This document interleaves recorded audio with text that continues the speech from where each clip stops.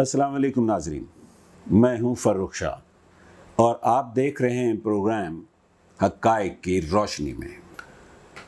ناظرین، پاکستان کے مزدور کو دو خون ریز بلاؤں نے گھیر لیا ہے، کرونا وبا اور بے روزگاری۔ وہ نوکری پر جاتا ہے تو مہلک وبا کا سامنا، اور نہیں جاتا ہے تو بھوک کا خوف۔ یوں لگتا ہے پاکستانی مزدور اپنی فیملی کو بھوک سے بچانے کے لیے اپنی جان سے کھیل جانے پر تل گیا ہے، مگر ریاست فقط ایک خاموش تماشائی۔ آج سے نہیں، 73 سالوں سے۔ اگرچہ مزدوروں اور پرائیویٹ ملازمین کو ایسی صورتحال میں معاشی تحفظ دینے کے لیے ریاست نے ادارے قائم کر رکھے ہیں، اور اس ضمن میں پہلا ادارہ سوشل سیکیورٹی انسٹیٹیوشن ہے۔ آج ہم اس ادارے کی کارکردگی حقائق کی روشنی میں دیکھیں گے۔ السلام علیکم خرم صاحب۔ وعلیکم السلام۔ خرم صاحب، سوشل سیکیورٹی انسٹیٹیوشن ہر ترقی یافتہ اور ترقی پذیر ملک میں موجود ہے، اور اسے بڑی عزت کی نگاہ سے دیکھا جاتا ہے۔ یہاں تک اسے پرائیویٹ ملازمین اور مزدوروں کی ماں بھی سمجھا جاتا ہے۔ جی۔ اور ترقی یافتہ ممالک میں تو ان امپلائمنٹ الاؤنس کی صورت میں مزدوروں کو کچھ رقم بھی دی جاتی ہے ماہانہ، مگر پاکستان میں اس ادارے کی کیا صورتحال ہے؟ اس کے بارے میں آپ کیا کہیں گے؟ پاکستان میں بھی سوشل سیکیورٹی انسٹیٹیوشن کے نام سے تمام صوبوں میں یہ ادارے موجود ہیں۔ یہ ادارے مزدور اور پرائیویٹ ملازمین کو مصیبت کی صورت میں تحفظ فراہم کرتے ہیں۔ اگر ملازم بیمار ہو جائے، اس کے بیوی، بچے، ماں باپ ان میں سے بھی کوئی بیمار ہو جائے، تو تمام صوبوں کے تمام چھوٹے اور بڑے شہروں میں سوشل سیکیورٹی ہاسپٹل قائم کیے گئے ہوئے ہیں، جن کا معیار بہت اچھا ہے، اور یہاں ان کا مفت علاج ہوتا ہے۔ اگر یہاں کوئی ایسی بیماری ہو کہ یہاں علاج نہ ہو سکے تو کسی باہر کے ہاسپٹل سے، کسی اور ہاسپٹل سے کرایا جاتا ہے، اور اگر پاکستان کے کسی ہاسپٹل سے علاج ممکن نہ ہو تو کئی سچویشنز میں باہر کے ملکوں سے بھی علاج کروایا جاتا ہے۔ دوسرا تحفظ یہ کہ اگر دوران ملازمت کوئی انجری ہو جائے اور اسے معذوری ہو جائے کسی حادثے کی صورت میں، تو جتنی اس کی تنخواہ ہے اس تنخواہ کے برابر ماہانہ پینشن بھی دی جاتی ہے۔ اگر کسی پرائیویٹ ملازم کی یا مزدور کی ڈیتھ ہو جائے تو اس سچویشن میں اس کی بیوی اور بچوں کو ماہانہ پینشن بھی دی جاتی ہے۔ یہاں تک کہ اگر ملازم کی موت ہو جائے، خدا نخواستہ اس کے فیملی میں کسی کی موت ہو جائے، تو فیونرل الاؤنس بھی دیا جاتا ہے 10,000 روپیہ۔ تیسرا بینیفٹ یہ کہ سوشل سیکیورٹی انسٹیٹیوشنز نے مزدوروں کے بچوں کی مفت تعلیم کے لیے سکولز بھی قائم کر رکھے ہیں، جہاں میٹرک تک ان کی تعلیم مفت ہے۔ اس کے علاوہ ووکیشنل ٹریننگ بھی ان بچوں کی مفت ہے۔ اس کے علاوہ اگر ان میں سے کوئی بچہ MBBS کرنا چاہے تو سوشل سیکیورٹی کے ہاسپٹلز کے ساتھ منسلک جو ٹریننگ یا ٹیچنگ ہاسپٹلز ہیں وہاں، یا کسی بھی اس کے علاوہ میڈیکل کالج میں ان کے لیے MBBS کی ایجوکیشن فری ہے۔ ابھی اور بھی بہت سارے بینیفٹس ہیں، اور ان بینیفٹس کی بڑی تفصیلات ہیں، بلکہ ہر بینیفٹ جو میں نے بتایا ہے اس کے اوپر ایک سیپریٹ پروگرام کیا جا سکتا ہے۔ ایک جو حیران کن بات آپ نے کہی کہ مزدور کو اس کے زندگی کے بعد اس کو پینشن ملے گی۔ جی۔ وہ بندہ نہیں رہتا تو گھر والوں کو پینشن ملے گی۔ جی۔ بچوں کو میٹرک تک فری تعلیم ملے گی۔ جی۔ اور یہاں تک کہ اگر کوئی بچہ ڈاکٹر بننا چاہتا ہے تو میڈیکل ایجوکیشن بھی فری ہوگی اس کے لیے، جو کہ ان کے لیے تقدیر بدلنے دینے والا بینیفٹ ہے۔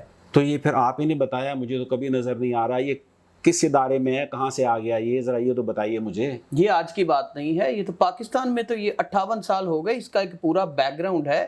دنیا میں سن 1600 کے بعد انڈسٹریلائزیشن شروع ہو گئی، سن 1700 تک کافی بوم پکڑ گئی، اور سن 1800 تک مزدوروں کی تحریکیں شروع ہو گئیں، مزدوروں نے اپنے حقوق کے لیے تحریکیں شروع کر دیں۔ 1900 تک मज़दूरों ने इन तहरीकों में ऐसी एग्रेसिव मूव्स की कि हज़ारों बल्कि लाखों मज़दूरों ने अपना खून बहाया और जानें दी। यहाँ तक कि 1917 में रशिया में मज़दूर इनकलाब ले आए और वहाँ सोशलिज्म और कम्युनिज्म आ गई। यूरोप और अमेरिका बहुत ख़तरे में चले गए क्योंकि यहाँ कम्युनिस्ट और सोशलिस्ट पार्टीज़ बन चुकी थी और बहुत ज़बरदस्त किस्म की तहरीकें थी, यहाँ भी इनकलाबों का खदशा था।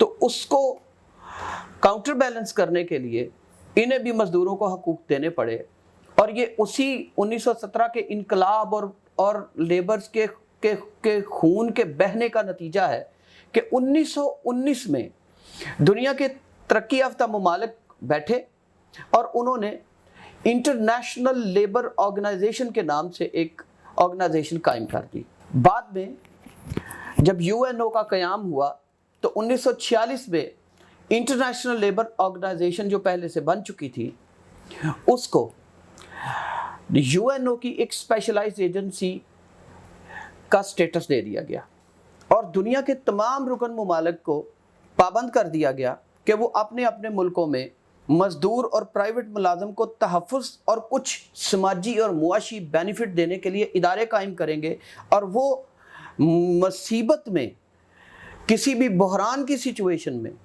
मज़दूर और प्राइवेट मुलाज़म को तहफ़्फ़ुज़ फराहम करेंगे। पाकिस्तान में अगले ही साल 1947 में पाकिस्तान बन गया, मगर पाकिस्तान ने फौरी तौर पर इस पर अमल दरामद नहीं किया। पाकिस्तान में बहुत सारा पॉलिटिकल टर्मोइल रहा। पहली बार 15 साल के बाद 1962 में अयूब खान के दौर में इस पर अमल दरामद हुआ और एक कानून पास किया गया जिसका नाम है एम्प्लॉइज़ सोशल इंश्योरेंस ऑर्डिनेंस 1962।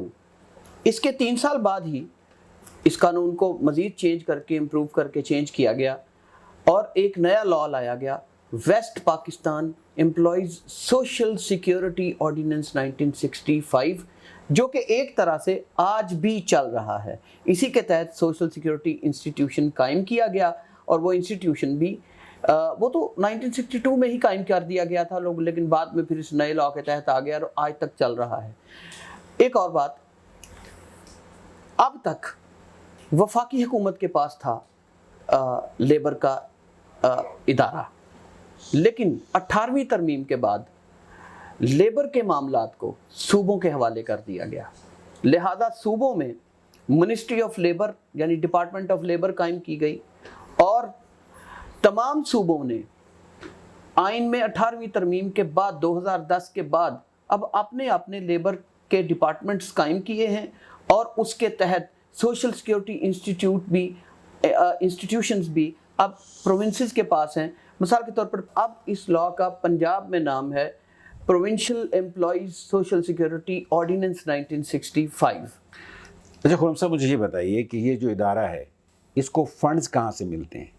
क्या हुकूमत बजट में कोई रकम एलोकेट करती है या कहीं और से इनको फंड्स मिलते हैं जो ये पैसा फिर मज़दूरों में बांटते हैं, उन पे लगाते हैं? देखें, अगरचे इसके कानून के मुताबिक बजट में भी एलोकेशन की जा सकती है, गवर्नमेंट अपनी ग्रांट्स भी दे सकती है, गवर्नमेंट भी इसमें कंट्रीब्यूट कर सकती है, मगर अब तक जो सोशल सिक्योरिटी का फंड है वो प्राइमरीली इस तरह से इकट्ठा होता है कि तमाम वो लोग जो जिनकी फैक्ट्रियों में बिजनेस प्लेसेस पर एम्प्लॉइज़ काम करते हैं उनको पाबंद कर दिया गया है कि वो अपने एम्प्लॉइज़ की सोशल सिक्योरिटी में लिस्टें प्रोवाइड करें, उनकी रिटर्न फाइल करें, बताएं कि उनके पास कौन कौन से एम्प्लॉइज़ हैं और जब वो अपनी फहरिस्त, वो एक ख़ास फॉर्मेट है जिसमें उन्होंने फ़ाइल करनी होती है, वो फ़ाइल कर देते हैं तो फिर सोशल सिक्योरिटी में उनका अंदराज होता है और जितनी पे एम्प्लॉयर अपने मुलाजम को दे रहा होता है उसका 6% एम्प्लॉयर ने सोशल सिक्योरिटी में कंट्रीब्यूशन की शक्ल में फाइल करना होता है। मसलन अगर एम्प्लॉय की तनख्वाह 20,000 रुपया है तो उसने 1,200 रुपया कंट्रीब्यूशन वहाँ अदा करना होता है एम्प्लॉयर ने सोशल सिक्योरिटी इंस्टीट्यूशन में। मिसाल के तौर पर पिछले साल पंजाब सोशल सिक्योरिटी इंस्टीट्यूट का जो 2019 और 20 का बजट है, उसके मुताबिक जो total fund social security institute के पास इकट्ठा हुआ है वो 16 अरब 86 करोड़ रुपया है तकरीबन, जिसमें से तकरीबन 16 करोड़ रुपया सिर्फ पंजाब के जो एम्प्लॉयर्स हैं उन्होंने दिया हुआ है, उनसे इकट्ठा किया गया हुआ है। अब इस 16 अरब 86 करोड़ रुपए के बजट में से तकरीबन 12 अरब रुपए एम्प्लॉइज, प्राइवेट एम्प्लॉइज और लेबर्स को, मजदूरों को बेनिफिट देने पर लगाए गए हैं। लेकिन 16 अरब इकट्ठा हुआ और 12 अरब रुपया खर्च किया गया। जी बिल्कुल, लेकिन कुछ 2-2.5 अरब रुपया नेसेसरी एडमिनिस्ट्रेटिव एक्सपेंस भी तो होते हैं, डिपार्टमेंट के अपने भी तो एक्सपेंस होते हैं, तो वो वहाँ हुए। अच्छा खुर्रम साहब, ये बताइए कि जिन सहूलियात का आपने जिक्र किया, क्या ये हर किस्म के मज़दूरों और प्राइवेट मुलाजमीन को हासिल हैं या इसके लिए कोई अलग से एलिजिबिलिटी क्राइटेरिया है? नहीं, ये तमाम मज़दूरों और तमाम प्राइवेट मुलाजमीन को हासिल नहीं है। इनके लिए क्राइटेरिया मुकर्रर किया गया हुआ है, चूँकि पाकिस्तान में अब ये सूबों को दे दिया गया है ये सब्जेक्ट, तो तमाम सूबों ने अपने लॉज बनाए हैं और थोड़ा बहुत फ़र्क है। लेकिन मैं मिसाल के तौर पर पंजाब के लॉ के हवाले से ये बात करना चाहूँगा कि पंजाब में जो मुलाजमीन जिनकी तनख्वाह 22,000 रुपये है या इससे कम है, सिर्फ वही सोशल सिक्योरिटी में अपना अंदराज उन्हीं का ही हो सकता है और वही इनसे इस्तेफादा कर सकते हैं इन बेनिफिट से। दूसरा क्राइटेरिया जो ये है कि जिन एम्प्लॉयर्स के पास एम्प्लॉयज़ काम कर रहे हैं, सिर्फ वो एम्प्लॉयर ही उस एम्प्लॉय का जिसका अंदराज कराएगा वही मुलाजम इन बेनिफिट से इस्तेफादा कर सकता है। तीसरा क्राइटेरिया ये है कि उस मुलाजम को जब उसका एम्प्लॉयर उसका अंदराज करा दे तो फिर उसे अपना सोशल सिक्योरिटी कार्ड लेना है। अगर वो सोशल सिक्योरिटी कार्ड नहीं लेता, उसकी तनख्वाह अगरचे 22,000 या उससे कम है, अगरचे उसका अंदराज उसके एम्प्लॉयर ने करा दिया है, लेकिन कार्ड नहीं लेता, तो फिर उसको बेनिफिट नहीं मिलेंगे। अच्छा खुर्रम साहब, आपने पंजाब की बात की, मुझे ये बताइए कि पंजाब में कितने लोग हैं जिनको ये सोशल सिक्योरिटी का कवर मिल रहा है?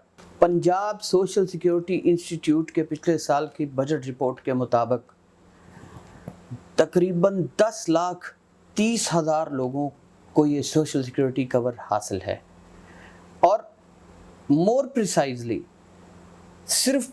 उनमें से सिर्फ 5 लाख लोग ऐसे हैं जिनके पास सोशल सिक्योरिटी कार्ड्स हैं। तो टेक्निकली स्पीकिंग उन 10 लाख में भी सिर्फ 5 लाख लोग ऐसे हैं जिनके पास सोशल सिक्योरिटी कवर है।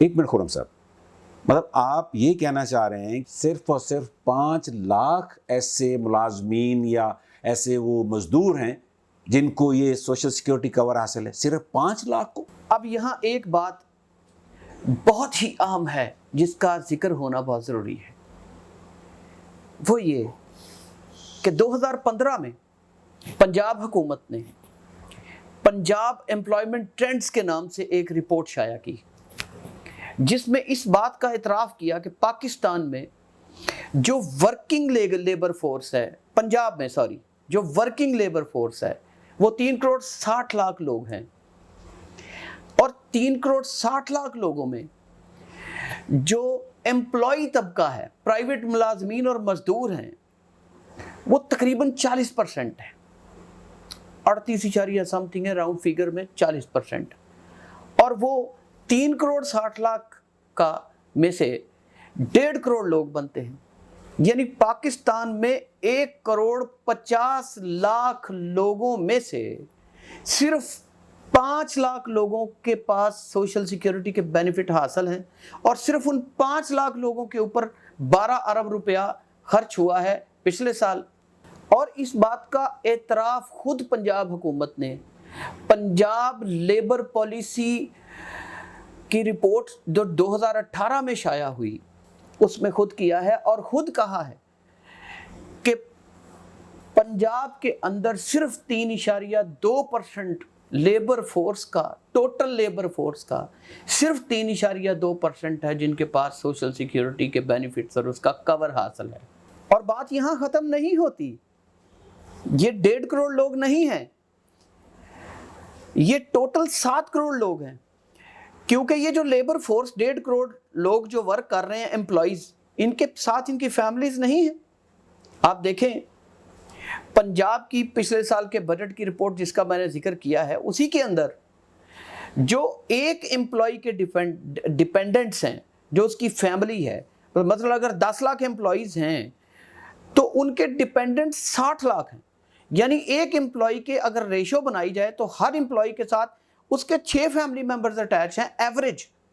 اگر ہم 5 بھی سمجھ لیں کہ ایک امپلائی کے 5 فیملی ممبر ہیں، تو جناب ٹوٹل صرف پنجاب میں ٹوٹل 7 کروڑ لوگ پرائیویٹ امپلائیز اور ان کی فیملیز پر مشتمل 7 کروڑ لوگ ہیں جن کو سوشل سیکیورٹی کا کور حاصل ہی نہیں، جبکہ انہیں حاصل ہو سکتا ہے۔ تو اس طرح کی وباؤں اور اس طرح کی مصیبتوں میں وہ لوگ 7 کروڑ لوگ بے یار و مددگار ہیں، اور آج اگر وہ سوشل سیکیورٹی میں رجسٹر ہوتے تو اس وبا کی سچویشن میں بھی اتنی بڑی ایمرجنسی، فائنینشیل اکنامک ایمرجنسی نہ پڑتی۔ خرم صاحب، آپ نے یہ کہا کہ 5 لاکھ مزدور جن کو یہ کور حاصل ہے، 5 لاکھ، 1.5 کروڑ میں سے 5 لاکھ، بالکل یہ تعداد تو بہت کم ہے۔ یہ اتنی کم کیوں ہے؟ دیکھیں گورنمنٹ کا یہ خیال ہے، اور اس کے علاوہ جو انٹلیکچوئلس اور لیبرز کی ایسوسیشنز وہ بھی اس بات سے اتفاق کرتے ہیں کہ پاکستان کی 75% لیبر فورس انفارمل اکانومی میں کام کرتی ہے، یعنی ایسے بزنسز میں جو نہ رجسٹرڈ ہیں اور نہ ہی ڈاکومنٹڈ ہیں، یعنی اندھیرے میں ہیں۔ اس وجہ سے وہ 75% مزدور سوشل سیکیورٹی کی لائم لائٹ میں نہیں آ سکتے یا نہیں آتے۔ لیکن یہ ایسا مسئلہ نہیں ہے کہ جس کا حل نہیں، اس کے حل ہیں، آسان حل ہیں۔ تو پھر خرم صاحب اس کا کوئی حل نکلنا چاہیے نا، تاکہ یہ مزدوروں کی تعداد بڑھے، زیادہ سے زیادہ لوگوں کو یہ سہولت مل سکے۔ اور اب دیکھیں نا، کرونا جیسی کوئی وبا آ جاتی، ایسا کوئی بحران آتا ہے تو کم از کم ان لوگوں کے معاشی مسائل کو تو حل کیا جا سکے نا۔ آپ نے بالکل بجا فرمایا ہے۔ دیکھیے اس کے 3 سلوشنز ہیں۔ بتائیے۔ سب سے پہلا سلوشن یہ ہے کہ امپلائیز کی رجسٹریشن صرف اور صرف امپلائر ہی کرا سکتا ہے سوشل سیکیورٹی میں، امپلائی کو کروانے کی اجازت نہیں۔ دس از اے بیڈ لا۔ میں نے بہت سوچا اور سمجھا ہے، مگر مجھے اس قانون کی کوئی حکمت اور دانائی نظر نہیں آئی، سوائے اس کے کہ چونکہ کنٹریبیوشن گورنمنٹ نے امپلائر سے لینا ہوتا ہے، اور سارے کا سارا امپلائی کو سوشل تحفظ فراہم کرنے کا جو فائنینشیل بوجھ ہے وہ امپلائی پر ڈال رکھا ہے، اس لیے جو وہ امپلائر پر ڈال رکھا ہے، اس لیے جو امپلائرز ہیں، فیکٹری اونرز یا بزنس کا جو مالک ہے، وہ کتراتا ہے، وہ اس کی رجسٹریشن کروانے سے کتراتا ہے۔ اس کے پاس اگر 50 ملازمین یا 100 ملازمین کام کر رہے ہیں، وہ تو 10 15 20 سے علاوہ کی وہ رجسٹریشن کروانے کے لیے تیار نہیں ہے، کیونکہ سارا بوجھ اس پر ڈال دیا ہے۔ گورنمنٹ خود سے اس کا بوجھ اٹھاتی نہیں، کوئی کنٹریبیوٹ نہیں کرتی، تو اس لیے پھر وہ اس کو چھپاتے ہیں۔ تو اس کا حل یہ ہے کہ آپ امپلائی کو اجازت دیں، قانون پاس کریں یا قانون میں امینڈمنٹ کریں، اور امپلائی کو یہ اجازت دیں کہ امپلائی خود بھی سوشل سیکیورٹی انسٹیٹیوٹ میں جا کر اپنی رجسٹریشن کروا سکے۔ لیکن اس کا طریقہ کار یہ ہے کہ چونکہ وہ اس سے کہیں گے کہ آپ امپلائمنٹ کانٹریکٹ لے کر آئیں اور اپنی پے شو کریں، اور پھر اس کے مالک کے پاس جا کر اس کا کنٹریبیوشن لینے کی کوشش کریں گے، اور مالک اسے لے آف کر دے گا، نکال دے گا، تو یہ ایک خطرہ ہے، اس لیے وہ خود بھی نہیں جاتا۔ تو اس کا طریقہ کار یہ ہے کہ آپ ایسے امپلائیز کو جو خود رجسٹریشن کروانے آئیں یہ آپشن دے دیں کہ بھائی آپ صرف یہ ثابت کر دیں کہ آپ پرائیویٹ ملازم ہیں یا مزدور ہیں، اور جو کنٹریبیوشن ہے جتنا آپ مالک سے لے رہے ہیں، آپ 6% لے رہے ہیں نا، جتنی یہ تنہا لے رہا ہے اس کا اس سے 3% لے لیں، 4% لے لیں۔ اگر اس کی 20,000 روپیہ تنہا ہے تو اس میں اس سے 600 روپیہ یا 800 یا 1000 روپیہ لے لیں، وہ ہنس کے دے گا، کیونکہ ہمارے تو پرائیویٹ ملازمین اور مزدوروں نے کمیٹیاں ڈال رکھی ہیں اپنے آپ کو فائنینشیل سیکیور کرنے کے لیے۔ تو سوشل سیکیورٹی انسٹیٹیوٹ میں اگر وہ اپنا اتنا منسکیول ہے یہ اس کی تنہا کا، وہ ایک چھوٹا سا کنٹریبیوشن ہے، وہ جمع کرائے، اسے کوئی حرج نہیں۔ اگر وہ اس بات کی اجازت اسے دے دے کہ وہ خود سے بھی آ کے اپنی رجسٹریشن کروا سکے اور ایک مائنر سا کنٹریبیوشن ماہانہ اپنا دیا کرے، تو یقین کیجئے ایک بہت بڑا فلڈ ہے امپلائیز کا جو کہ امڈ آئے گا سوشل سیکورٹی انسٹیٹیوٹ کے اوپر، اور ایک فلڈ آف فنڈ بھی آئے گا، ایک نیا فنڈ جنریٹ ہو جائے گا۔ تو یہ ایک طریقہ ہو سکتا ہے جس سے وہ امپلائیز جو کہ انفارمل اکانومی میں ہیں وہ بھی کور ہو جائیں گے اور وہ بھی آ جائیں گے۔ اس کا دوسرا طریقہ کار یہ ہے، امپلائیز کی تعداد یا زیادہ سے زیادہ پاکستانی مزدور اور ملازمین اپنے آپ کو سوشل تحفظ حاصل کر لیں، دلا سکیں اپنی فیملیز کو۔ اس کے لیے دوسرا طریقہ کار یہ ہے کہ آپ یہ جو 22,000 اور اس سے کم کی تنخواہ لینے والے امپلائیز کو ہی صرف یہ سہولت دے رکھی ہے، اس کے پیچھے بھی کوئی اتنی بڑی دانائی یا حکمت نہیں۔ آپ نے جو تقریباً 1.5 کروڑ لوگوں پر مشتمل صرف پنجاب میں 1.5 کروڑ پرائیویٹ امپلائیز اور مزدوروں پر مشتمل طبقہ ہے، اس میں بھی آپ نے کم از کم بھی میرے ذاتی اندازے کے مطابق 1 کروڑ لوگوں کو تو صرف اس کنڈیشن کی نظر کر دیا ہے اور ایکسکلوڈ کر دیا ہے۔ تو آپ گورنمنٹ کو یہ چاہیے کہ وہ اس طرح کی کنڈیشنز کو، جس کو ویج لیمٹ بولتے ہیں، اس کو ریموو کرے۔ 23,000 والے ملازم کو کیا پرابلم ہے کہ وہ رجسٹرڈ نہ ہو؟ 24,000، 25,000، 30، 35,000، 50,000 والا، ایون لاکھ روپیہ تنخواہ لینے والا بھی کیوں اس کو اپنے ملک میں سوشل سیکیورٹی یا سماجی تحفظ حاصل نہ ہو؟ وہ تو بلکہ ڈبل پریشر ہے اس کے اوپر، کیونکہ اس نے 50,000 تنخواہ لے رہا ہے، لاکھ روپیہ تنخواہ لے رہا ہے، تو اس کا ایک سوشل سیکیورٹی سٹیٹس بنا ہوا ہے، ایک سفید پوشی کا بھرم بنا ہوا ہے۔